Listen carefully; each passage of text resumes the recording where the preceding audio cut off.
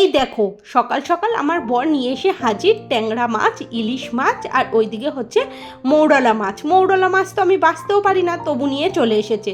এইদিকে আজ তো পৌষ সংক্রান্তি, মাছ তো খেতে নেই, তাই মাছগুলো ভালো করে ধুয়ে মেজে ফ্রিজে রেখে চলে এলাম শাশুড়ি মায়ের কাছে দেখতে কি করছেন, কারণ আমি জানি আজকে একটা পিঠে বানাবে।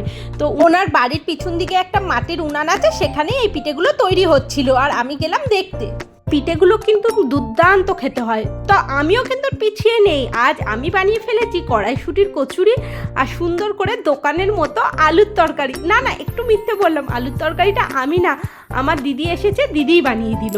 বললো দে আমি একটা নতুন ধরনের আলুর তরকারি খাওয়াই, তোরা তো সবসময় এই কড়াইশুঁটির কচুরির সাথে আলুর দমটাই খাস। আর মেয়েটা খেয়ে মুখটা করলে দেখলে। আর এই দেখো, তারপরে আমার মা বাবার বিয়ের অ্যালবাম দেখছিলাম।